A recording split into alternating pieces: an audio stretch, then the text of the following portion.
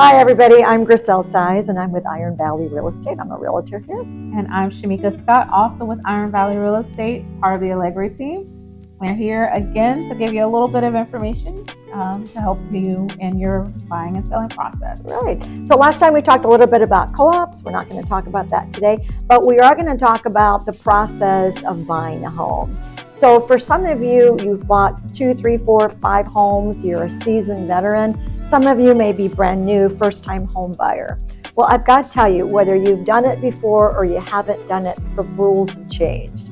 So they've changed a lot. I just recently worked with one buyer and she said, I just bought something 2 years ago. Why do I need to do this, and that, and the other? And it's because everything changes. So we're going to take just a quick little tour on what to do if you're looking to buy a home, whether it's in Hampton Roads or wherever you're at. So I know what my process is. What do you advise people that call you and say, hey, Shamika, I want to look at a home today? What do you do? I get excited for them because that's a really exciting part of your life. Whether it's first time, second time, 20th time, it's exciting to buy a home for whatever reason that you want. But most important is getting approved or speaking to a lender at least to kind of see where you are before we start the process. Right. I think you're spot on. I know when folks call me, I usually have a little bell and I say, yay, first time home buyer, because it is pretty exciting. But again, even for seasoned folks, they say, why do I need to talk to a lender? It's not that we want to know your finances. Believe me, we don't. We want to stay in our lane, which is to help you into a home, get the best value for you, and help to make that process. But until you know exactly how much you qualify for, it's really hard for us to help you. So we could be looking at a $200,000 property, a $500,000 or an $800,000 property. You know what they say, you want to have champagne on a beer budget, something like that, which who doesn't, right? But when you're looking for home, the type of home, whether it's a single family, condo, townhome, or what have you, price point is going to matter. And I think that people really need to understand it. What do you think we can do to help them through that process? So one of the things that I've noticed, especially with our first-time home buyers, this is such an exciting thing, and they don't know the whole process. Our job as a professional is to get you started on the process. We have one job, and that's to find you your home. However, we don't want you're so excited in the beginning, we don't want to disappoint you and get you out and start showing you property and then come to find out maybe this is just not the time for the $500,000 home or anything like that.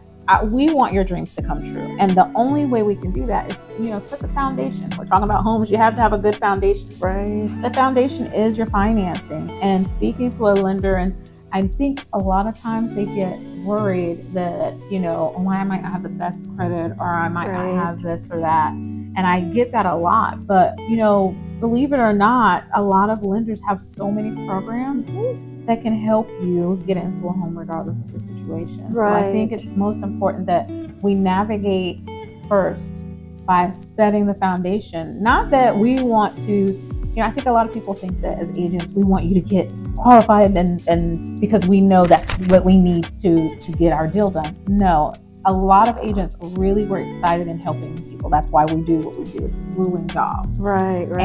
But we want to see you get across the finish line the right way. And we got to get you set up to start the right way. Right. I think it's expectations is what you're talking about. And I've seen it actually work the other way. I've had people come to me and say, this is the maximum I want to spend for a home. I just don't want to go over 300. Then I say, how did you come up with that number? Well, that's what I think.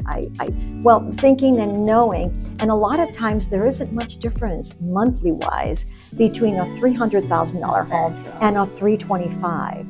I think the rule of thumb is like $60 for every 10,000 or something like that. So sometimes I've actually seen people shortchange themselves, thinking that I do want this forever house, but this is my budget. You don't know if you can get there. So working with a qualified, a loan person that you know, if you've got a family acquaintance or whatever, that's fine. Friend, there are a lot of free resources online. We have partners that we work with that we trust. One of the things I tell people, talk to a couple people, Mhm. talk to a couple different Absolutely. lenders. I'll give you a couple names and you ask around and maybe pick 3 people that you want to talk to. When you talk to them, I think it's important to let them know that you don't want them to do a hard pull on you. That's You correct. want them to do a soft pull. And a soft pull is where they just basically look, are you employed? They'll run a credit report that's not going to impact your credit score. And so if you do that, at least you can see what they have, because it's really hard, right? You don't know who to trust and you don't know where to start. So if you have a trusted person, if not, again, we've got resources, have them do a soft pull for you. So again, it could be something in your background that you didn't even know was there from years ago. Or your credit score could be a lot better than you thought. And again, you're shortchanging yourself. Have you run into that? I have run into that. Yeah. And a lot of times people think, well, I only work at this type of job and I only make this kind of money and I will never be able to get a home. But that's not true.